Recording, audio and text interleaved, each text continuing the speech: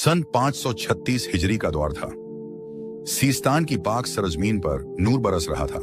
उसी नूर से एक ऐसा शख्स जाहिर हुआ जो आने वाले वक्तों में फक्र और तसव्वुफ की दुनिया में रहमत बनकर चमकेगा। ख्वाजा मुइनुद्दीन हसन चिश्ती रहमतुल्लाह अलैह।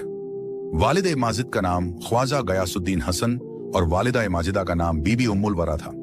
दोनों नेक परहेजगार और इल्म ओ अमल वाले घराने से ताल्लुक रखते थे। बचपन से ही उस मुबारक सूरत पर नूरानी लकीरें झलकती थीं और अदब, तहजीब और इल्म की प्यास साफ नजर आती थी। जब उम्र मुश्किल से 15 बरस की थी तो वालिद माजिद का इंतकाल हो गया। मामूली विरासत के तौर पर एक बाग मिला। एक दिन उस बाग में मशगूल थे कि एक बुजुर्ग सालिक का गुजर हुआ।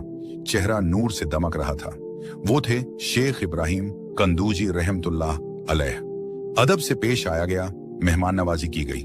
बुजुर्ग ने दुआ दी और एक टुकड़ा अंगूर का चबाकर मुंह में डाला। उसी लम्हे दिल में इल्म ए इलाही का नूर उतर आया। दिल बदल गया और दुनियावी जिंदगी से रूहानी सफर की तरफ रुखा हुआ।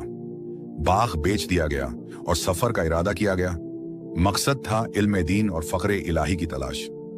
सबसे पहले समरकंद और बुखारा के इलाकों में रहकर कुरान करीम, हदीस, फ़िक़्ह और तसव्वुफ की तालीम हासिल की।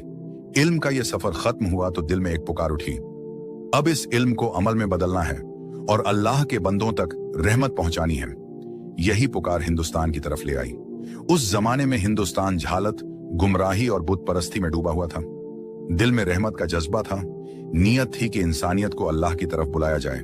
पहले बगदाद शरीफ में हाजिरी दी, फिर मदीना मुनव्वरा पहुंचा गया। रोजा रसूल पर हाजिरी का शरफ नसीब हुआ। वहीं दिल से पुकार आई, या मोइनुद्दीन, हिंद की तरफ जाओ, वहां अल्लाह का नाम बुलंद करो। इस हुक्म ए रहमत के बाद सफर शुरू हुआ। सीरिया, ईरान, खुरासान, हेरात, बल्ख और फिर लाहौर होते हुए अजमेर शरीफ पहुंचा गया। अजमेर में उस वक्त राजपूताना के बादशाह राजा पृथ्वीराज चौहान की हुकूमत थी।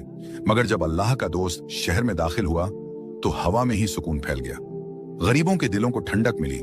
हर मजहब, हर तबके के लोग इस नूर की तरफ खींचते चले आए।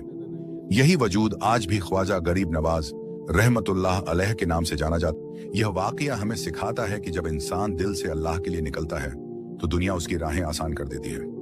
इल्म, सब्र और मोहब्बत, यही असल फक्र रहमत है। अगर यह वाकया आपको सब्र और ईमान की याद दिलाए